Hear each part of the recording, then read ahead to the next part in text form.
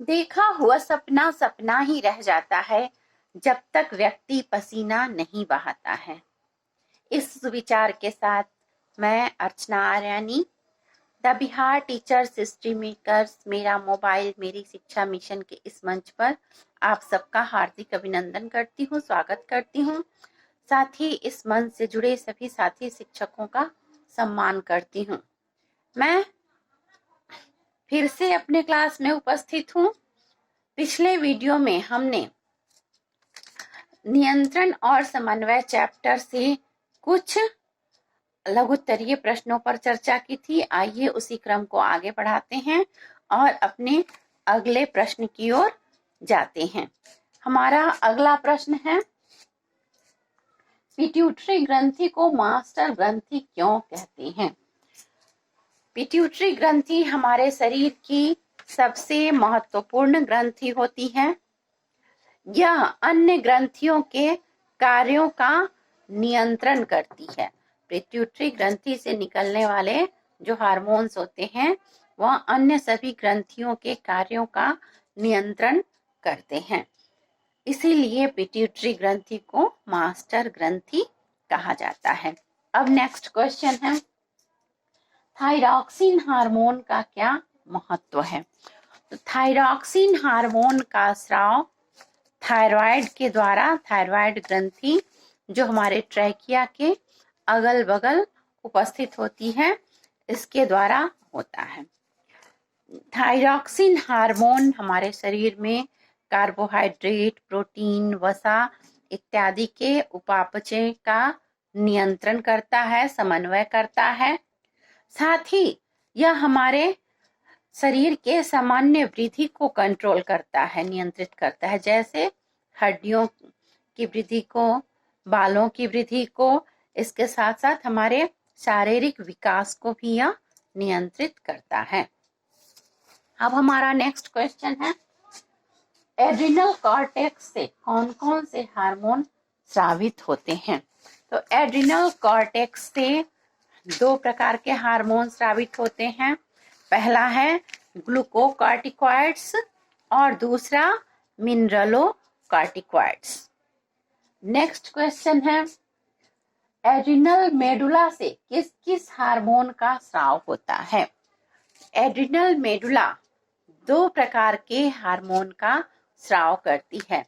पहला है एपिनेफ्रिन और दूसरा नॉर एपिनेफ्रिन। तो ये दो हार्मोन एड्रिनल मेडुला से स्रावित होते हैं।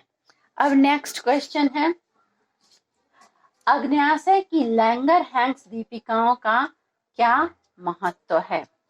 तो हमारे शरीर में जो पाचन तंत्र होता है, पाचन तंत्र में अमाशय के नीचे और छोटी आंत के ऊपर, यानी दोनों के बीच में डियोडिनम के को घेरे हुए एक पीले रंग की ग्रंथि होती है जिसको अग्न्याशय या पैनक्रियाज कहते हैं। अग्न्याशय या पैनक्रियाज में छोटे छोटे कोशिकाओं का समूह होता है जिसको आइलेट्स ऑफ लैंगर-हैंस कहते हैं, या हिंदी में इसे लैंगर-हैंस की द्वीपिकाएं कहा जाता है, क्योंकि इसकी खोज लैंगर-हैंस नामक वैज्ञानिक ने किया था। यह जो आइलेट्स ऑफ लैंगर-हैंस हैं, यह हमारे शरीर में ग्लूकोज की मात्रा को नियंत्रित करते हैं और हमारे रक्त में ग्लूकोज की मात्रा को बढ़ने नहीं देते हैं। अगर इनमें आइलेट्स ऑफ लैंगर-हैंस से इंसुलिन नामक हार्मोन का स्राव होता है।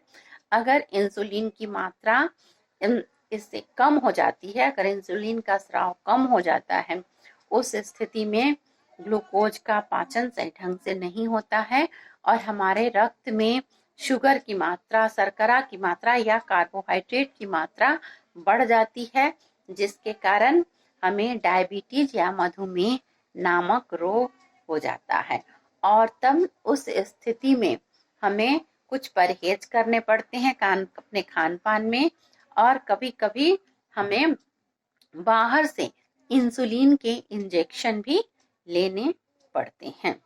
अब नेक्स्ट क्वेश्चन है, जनन ग्रंथियों से स्रावित होने वाले हार्मोन के नाम बताएं। तो हमारे शरीर में 2 प्रकार की जनन ग्रंथियां होती हैं। पहला जो मादा जनन ग्रंथि या फीमेल रिप्रोडक्टिव ग्लैंड कहलाती हैं, उसे अंडाशय या ओवरी कहा जाता है। अंडाशय से निकलने वाले हार्मोन का नाम है एस्ट्रोजन। और दूसरी ग्रंथि होती है वृषण, जो मेल रिप्रोडक्टिव ग्लैंड या नर जनन ग्रंथि कहलाती है। इससे एंड्रोजन तथा टेस्टोस्टेरॉन नामक 2 प्रकार के हार्मोन का स्राव होता है। तो अंडाशय से एस्ट्रोजन और वृषण से टेस्टोस्टेरॉन और एंड्रोजन का स्राव होता है। आज के लिए बस इतना ही, फिर मिलते हैं अगले वीडियो में। तब तक के लिए धन्यवाद।